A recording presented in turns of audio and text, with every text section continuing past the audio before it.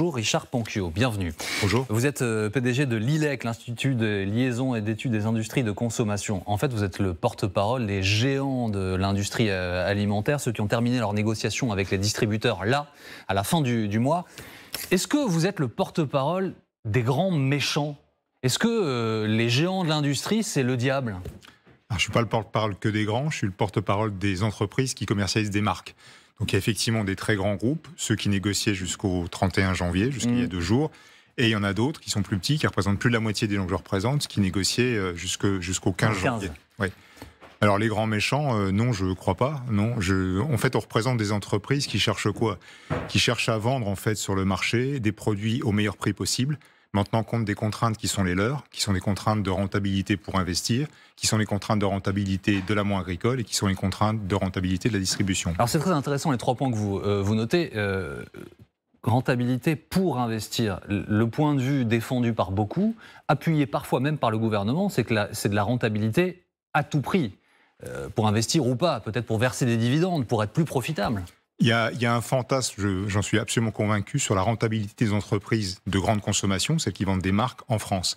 Il y a beaucoup de chiffres qui circulent. Ces chiffres, en fait, ne sont pas représentatifs de la réalité. On a fait un exercice simple que chacun peut faire, qui consiste à aller chercher les comptes sociaux, les résultats définitifs des entreprises sur la période où on a pris 2016 à 2022.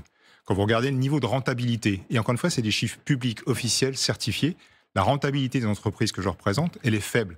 Elle était comprise dans la période 2016-2022 entre en gros 5 et 6% de résultats bruts d'exploitation. Il est même tombé ce résultat à moins de 5% en 2022. Vous voulez nous faire de la peine? Non, je vais vous expliquer les chiffres. Et en fait, quand vous prenez ces groupes-là, et notamment ceux qui ont une dimension internationale, et que vous comparez la rentabilité de la France à la rentabilité des groupes au niveau international, la rentabilité de la France, elle est 3 fois plus faible. C'est-à-dire qu'en gros, elle est de l'ordre de 5-6%, alors que ces mêmes groupes arrive à des résultats de 22-23%. Alors, pourquoi est-ce que les distributeurs disent nous avons retrouvé face à nous dans les box de négociation des industriels qui sont arrivés avec des demandes hors propos, avec des demandes d'augmentation à 2 chiffres, avec des demandes appuyées sur une inflation qui n'est plus réelle, sur une augmentation des matières premières qui n'est plus réelle, sur une augmentation des frais de transport qui n'est plus réelle?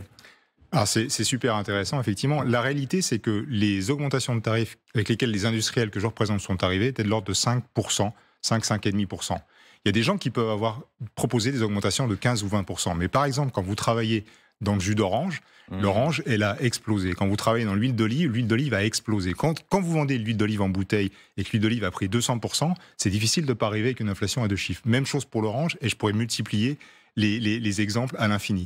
Le deuxième point qui est intéressant, c'est quand on parle de prix qui ont baissé.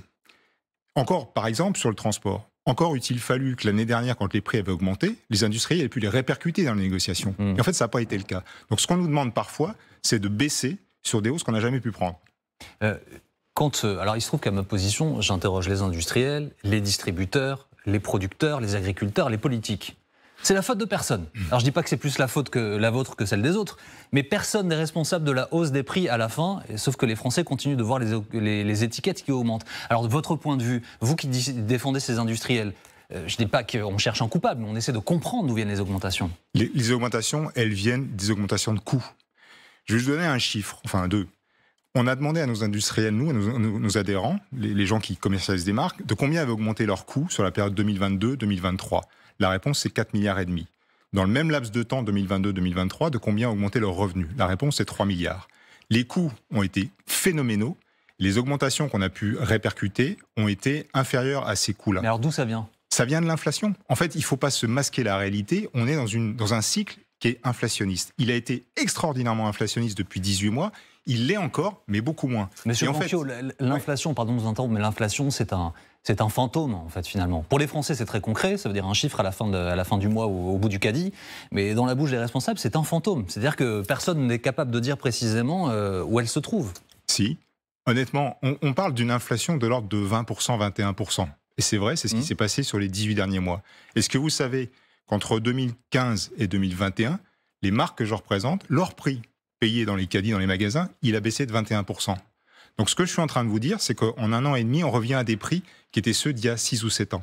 Personne ne se rend compte de ça, et pourtant c'est la réalité des prix consommateurs, c'est la réalité qui est observée par tous les panélistes. Donc toujours dans l'idée d'essayer de comprendre, ce que vous nous dites, vous, ce sont plutôt les distributeurs, alors du coup, qui ont profité de ce qui s'est passé. Non, ce que j'essaye de vous dire, c'est qu'en fait, on a une inflation qui est de l'ordre de 20% aujourd'hui depuis 18 mois, qui aurait été supérieure si les industriels et les distributeurs n'avaient pas pris eux-mêmes sur leurs marges, et qui est liée à une inflation des coûts, mais de tous les coûts, qui a été extraordinaire. On parle des matières premières agricoles. Vous aviez un sujet juste avant sur la sécheresse, les inondations, etc.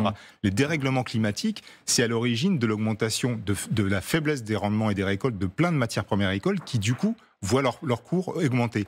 L'énergie, c'est pareil. Le transport, ça a été pareil, même s'il y a un reflux. Les salaires aujourd'hui. Donc en fait, on a un nombre de facteurs inflationnistes qui expliquent que les coûts augmentent et qu'une partie de ces coûts sont répercutés dans les prix. Pour les gens qui nous regardent, ils vont aller faire les courses là dans les semaines, les mois qui viennent. Ça va donner quoi ? C'est très compliqué de répondre aujourd'hui parce que les négociations étaient censées se terminer il y a 2 jours. Elles ne sont pas encore complètement terminées. D'accord. Et parce qu'on ne connaît pas le résultat des négociations encore. Nous, ce qu'on pense, c'est qu'il y a à peu près 20 à 25% des produits qui vont baisser.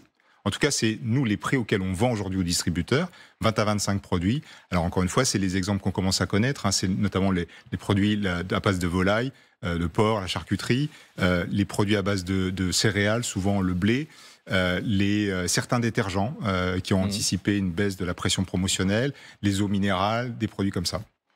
Et on pense que quand même, au total, il y aura une inflation, mais qu'on estime, nous, de l'ordre de 2 à 3%. Un dernier mot, est-ce que ça n'est pas plus simple quand on est un géant, par exemple du soda, de dire à un distributeur ce sera comme ça et ce ne sera pas autrement. On connaît l'exemple, il est extrêmement connu, un distributeur qui a voulu cesser la distribution d'un soda et puis finalement il a dû le remettre en rayon parce que les clients le demandaient. Est-ce que vous n'êtes pas de toute façon en position de force dans ces cas-là ? Je ne crois pas du tout. Et sincèrement, je ne crois pas du tout. Vous avez quelques marques qui sont incontournables, mais il n'y a pas de fournisseurs qui sont incontournables. Je veux dire, si moi je suis un fournisseur avec une très grande marque, j'ai plein d'autres marques dans mon portefeuille de produits qui, elles, sont pas incontournables. Et qu'en fait, on peut sortir des rayons.